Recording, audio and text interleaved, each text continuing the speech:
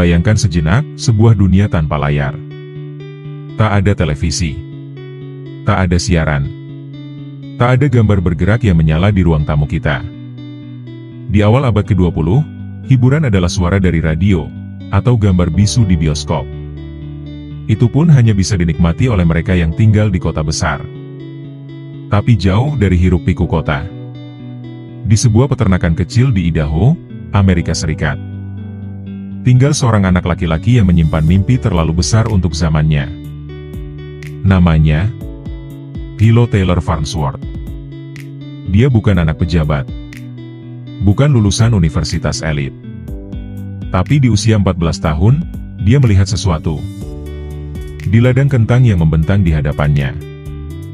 Jika aku bisa menyusun gambar seperti barisan kentang ini, katanya dalam hati, maka aku bisa mengirimkan gambar melalui udara.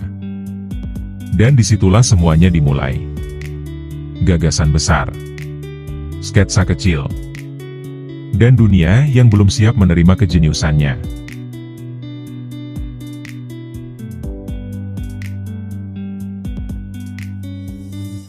Tahun 1921. Sebuah peternakan terpencil di Rigby, Idaho, dikelilingi ladang kentang yang luas dan pegunungan jauh di cakrawala.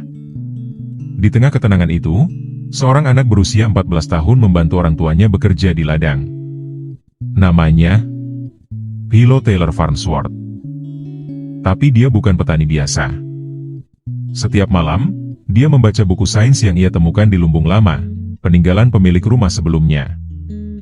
Di buku itu, ia mengenal listrik, elektron, dan mimpi gila bernama, mengirimkan gambar melalui udara. Lalu suatu hari, saat ia melihat traktor menciptakan barisan rapi di ladang kentang, ide itu datang. Kalau gambar bisa dibagi-bagi seperti ini, bisa juga dikirim satu garis demi satu garis, pikirnya. Ia menggambar sebuah rancangan. Sebuah sistem pemindaian gambar yang tidak menggunakan mekanik seperti penemu sebelumnya, tapi mengandalkan sinyal elektronik murni. Usianya baru 14 tahun. Tapi ia baru saja menciptakan dasar teknologi televisi modern. Ia belum tahu bahwa kelak, dunia akan menonton miliaran layar. Dari ide kecil yang lahir di ladang kentang.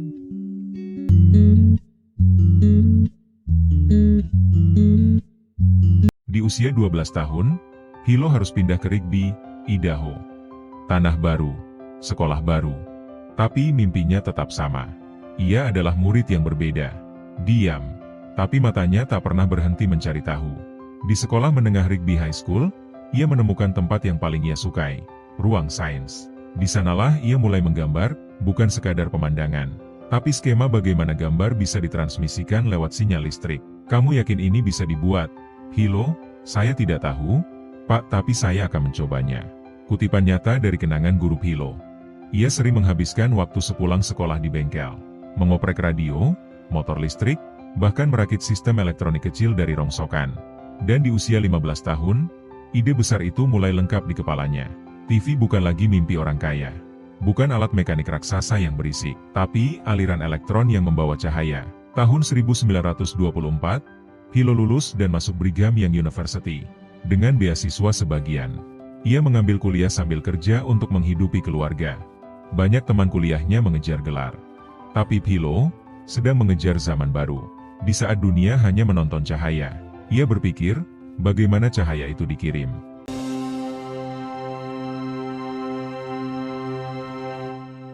Tahun 1927, di usia 21 tahun, Philo bukan lagi anak sekolah yang bermimpi. Ia kini bekerja di laboratorium kecil di San Francisco, dibantu istri dan saudara-saudaranya. Ia menciptakan sesuatu yang belum pernah ada sebelumnya.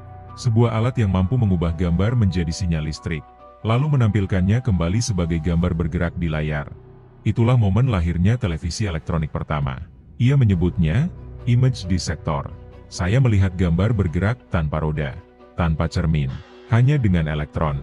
Philo, dalam catatannya, penemuan ini segera menarik perhatian. Tapi bukan hanya perhatian publik, raksasa teknologi RCA mencium sesuatu yang berharga.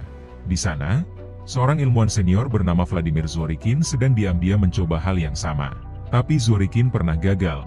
hingga ia mendengar nama Hilo Farnsworth. Zorikin mengunjungi laboratorium Hilo. Ia pura-pura tertarik sebagai kolega, tapi pulang dengan ide lengkap di kepalanya. Beberapa tahun kemudian, RCA mendaftarkan paten serupa, mengklaim bahwa mereka menciptakan sistem TV elektronik lebih dulu. Hilo harus memilih, mundur dan dilupakan, atau melawan raksasa dengan seluruh hidupnya. Penemuannya mungkin sederhana, tapi perjuangannya akan menjadi salah satu pertarungan paten terbesar dalam sejarah teknologi.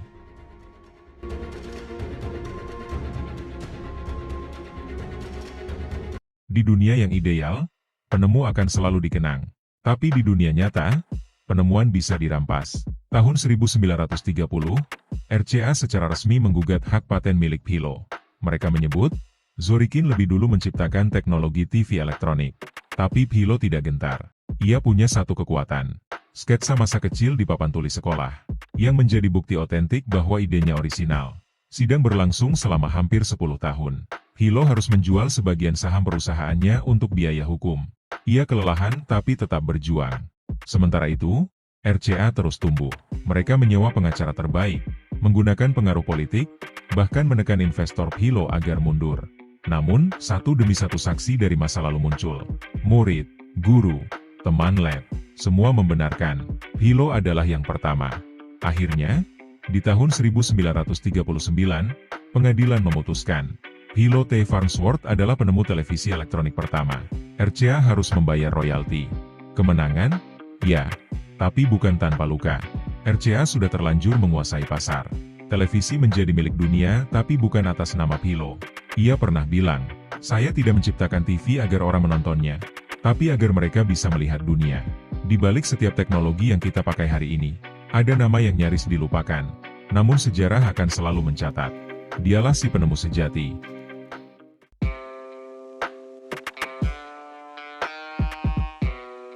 Setelah memenangkan sidang melawan RCA, Hilo tidak merayakan kemenangannya dengan pesta.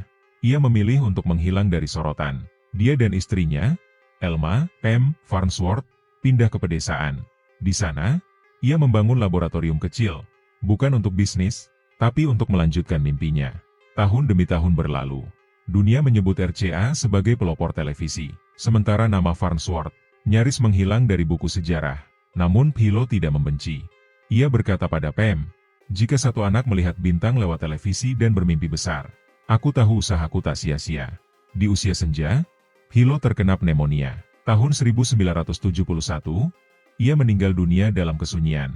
Tak ada headline besar. Tak ada penghargaan megah. Namun, sesuatu terjadi 1 dekade kemudian. NASA mengundang Pem ke markasnya. Mereka berkata, tanpa karya suamimu, tak mungkin kami bisa menayangkan pendaratan manusia di bulan ke seluruh dunia. Akhirnya, nama Hilo T. Farnsworth mulai kembali disebut di museum, dokumenter, dan sejarah pendidikan teknologi. Hilo T. Farnsworth tidak mencari kekayaan. Ia mencari penglihatan yang bisa dibagikan pada dunia.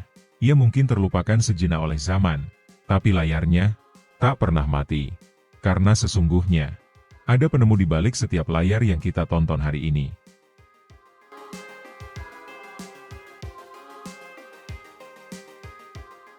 RCA, perusahaan raksasa yang dulu mengklaim diri sebagai pencipta televisi, hari ini hanya tinggal nama. Perusahaan aslinya bubar pada tahun 1986. Nama, RCA, kini hanya sebuah merek. Dijual, dilisensikan, dipakai ulang. Tapi bukan lagi pembuat sejarah. Ironisnya, teknologi yang mereka klaim, lahir dari mimpi seorang petani muda bernama Hilo Farnsworth. Yang dulu diremehkan, kini, namanya kembali disebut. Sejarah, kadang terlambat meminta maaf. Tapi kebenaran, selalu menemukan jalannya. Bukan kekayaan, bukan penghargaan, tapi warisan nyata, itulah kemenangan sejati.